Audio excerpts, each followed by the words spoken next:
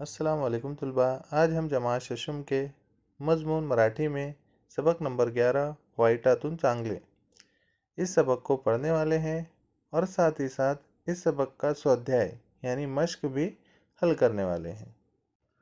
पाठ क्रमांक 11 वाईटातून चांगले। इसका मतलब होता है बुराई से अच्छाई।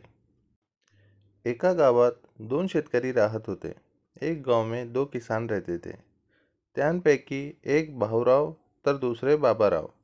एक का नाम भाऊराव था तो दूसरे का नाम बाबाराव था। भाऊराव मनमिळाऊ आणि प्रत्येकाला मदद करणारे होते। भाऊराव सबके साथ मिलजुल कर रहने वाले इंसान थे और वो हर किसी की मदद किया करते थे। याच्या उलट बाबाराव अहंकारी व भांडखोर स्वभावाचे होते। इसके उलट बाबाराव बहुत ही अहंकारी यानी खुद को बड़ा मानने वाला और भांडखोर यानी झगड़ालू किस्म का आदमी था। भाऊरावांना खूप मित्र होते तर बाबारावांच्या वाटेला कोणी जात नसे। भाऊराव के बहुत सारे दोस्त थे लेकिन बाबाराव का कोई भी दोस्त नहीं था और कोई भी उनके करीब नहीं जाता था। दुर्दैवाने त्या दोघांची शेते शेजारी होती। बदकिस्मती से उन दोनों के खेत एक दूसरे के पड़ोस में थे। गावातले लोक भाऊरावांना म्हणत, बाबा रे, त्या तुझ्या शेजारपासून सावध रहा। गांव के लोग भाऊराव से कहा करते कि तुम अपने पड़ोसी से बचकर रहना। तो फार दुष्ट माणूस आहे, वो बहुत ही बुरा आदमी है। त्याच्याशी कोणी संबंध ठेवत नाही, उससे कोई रिश्ता नहीं रखता। त्याला कोणी मित्रही नाही, उसका कोई दोस्त भी नहीं है। त्यावर भाऊराव म्हणायचे। उस पर भाऊराव कहते थे, काही काळजी करू नका, एक ना एक दिवस असा येईल कि तो दुष्ट माझा मित्र होईल।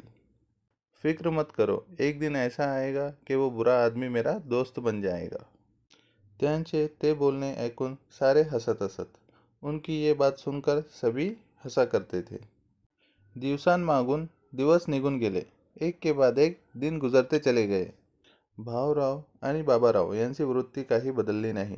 बाबाराव और भाऊराव इनका जो स्वभाव था वो नहीं बदला। एकदा भाऊरावांच्या घरी मुलीचे लग्न होते। एक बार भाऊराव के घर पर उनके लड़की की शादी थी। सर्वांना निमंत्रणे पाठविण्यात आली। सबको निमंत्रण दिए गए। तसेच बाबारावांना देखील निमंत्रण दिले गेले। उसी तरह से बाबाराव को भी निमंत्रण दिया गया। पण शेजार धर्म म्हणून त्यांनी काही मदत तर केलीच नाही आणि लग्नालाही आले नाहीत। बाबाराव को निमंत्रण देने के बाद भी उन्होंने पड़ोसी धर्म समझकर भी कोई मदद नहीं की और शादी में भी नहीं आए। एकदा बाबारावांचा मुलगा फार आजारी पडला। एक बार बाबाराव का लड़का बहुत ही बीमार हो गया। तेव्हा बाबाराव गावाला गेले होते।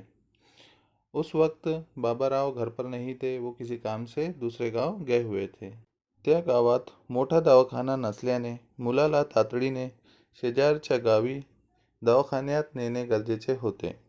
बाबाराव जिस गांव में रहा करते थे उस गांव में बड़ा दवाखाना नहीं था, इसलिए उनके लड़के को दूसरे गांव में बड़े दवाखाने में ले जाना बहुत ज़रूरी था। मुलाची आई नेणार कशी, त्यातच जोरदार पावसाला सुरुवात झाली।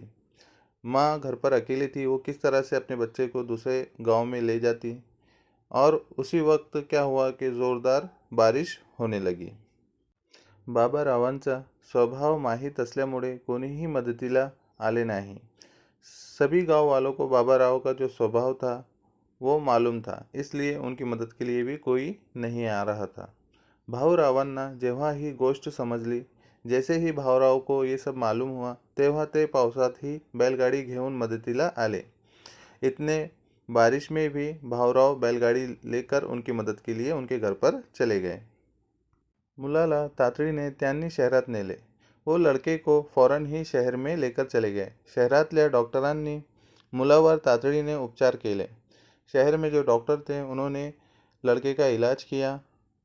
ते म्हणाले, जर या मुलाला दवाखान्यात आणायला थोड़ा उशीर झाला असता तर हा मुलगा काही वाचला नसता। डॉक्टर ने कहा, अगर इस लड़के को यहाँ पर लाने में थोड़ी भी देर हो जाती तो इस लड़के को बचाया नहीं जा सकता था। हे ऐकून मुलाच्या आईला मोठा धक्का बसला। ये सुनकर लड़के की माँ को बड़ा झटका लगा। तिने भाऊरावांचे आभार मानले. उसने भाऊराव का शुक्रिया अदा किया. गावाहून परत आल्यानंतर जेव्हा बाबारावांना ही घटना समजली तेव्हा ते हादरले. जैसे ही बाबाराव अपने गांव वापस आए, उन्हें ये बात मालूम हुई और ये बात सुनते ही वो कांप गए. ज्याच्याशी मी वाईट वागलो त्यांनीच आपल्या मुलाचे प्राण वाचवले.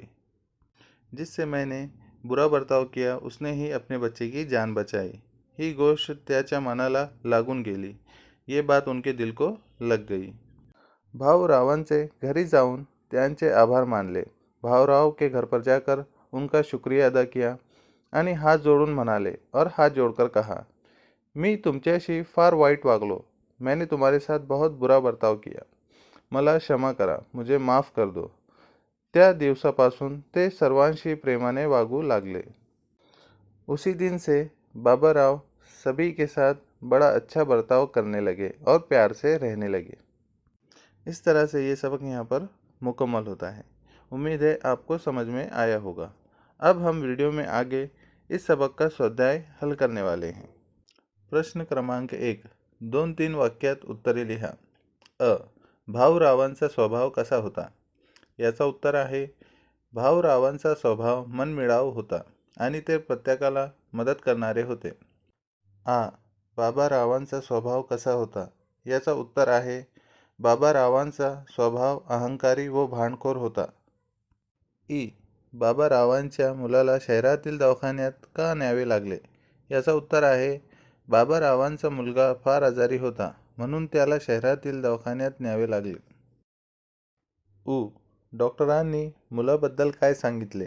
याचा उत्तर आहे, डॉक्टरांनी मुलाबद्दल सांगितले, जर या मुलाला दवाखान्यात आणायला थोडा उशीर झाला असता तर हा मुलगा काही वाचला नसता. उ. बाबारावांनी क्षमा का मागितली? याचा उत्तर आहे, बाबाराव ज्यांच्याशी वाईट वागत होते त्यांनीच त्यांचे मुलाचे प्राण वाचवले. ही गोष्ट त्याच्या मनाला लागून गेली म्हणून त्यांनी भाऊरावांच्या घरी जाऊन हात जोडून क्षमा मागितली. प्रश्न क्रमांक 2. खालील शब्दांच्या योग्य अर्थावर खूण करा. अ. आभार मानणे. याचा अर्थ आहे धन्यवाद देणे. आ. वाटेला जाणे. याचा अर्थ आहे खोडी काढणे. प्रश्न क्रमांक 3. खालील शब्दांचे समानार्थी शब्द पाठातून शोधून लिहा. पहला शब्द है सखा. इसका समानार्थी शब्द है मित्र. दूसरा है माफ़ी. इसका समानार्थी शब्द है क्षमा. तीसरा शब्द है विवाह. इसका समानार्थी शब्द है लग्न. चौथा शब्द है जलद. इसका समानार्थी शब्द है तातडीने. पांचवा शब्द है स्वभाव. इसका समानार्थी शब्द है वृत्ति. छठा शब्द है आवश्यक. इसका समानार्थी शब्द है गरज. प्रश्न क्रमांक 4. खालील विरुद्धार्थी शब्दांच्या जोड्या लावा. अ. दुर्दैव. याचा विरुद्धार्थी शब्द आहे सुदैव. आ. सावध. याचा विरुद्धार्थी शब्द आहे बेसावध. ई. मित्र. याचा विरुद्धार्थी शब्द आहे शत्रू. ई. वाईट. याचा विरुद्धार्थी शब्द आहे चांगला. उ. तातडीने. याचा विरुद्धार्थी शब्द आहे सावकाश. प्रश्न क्रमांक 5. धक्का. यासारखे एकच अक्षर एकमेकांना जोडून तयार होणारे शब्द लिहा. याचा उत्तर आहे प्रसन्न, वृत्ति, सिक्का, बद्दल, धक्कादायक. इसी तरह के और भी शब्द आप मराठी की बुक में से ढूंढकर यहाँ पर लिख सकते हो. प्रश्न क्रमांक 6. खालील शब्दांत लपलेले शब्द शोधा. पहला शब्द है पावसात ही. इसमें जो छुपे हुए शब्द है वो इस तरह से हैं, पाव, साथ, ही. दूसरा है भाऊ रावाचा.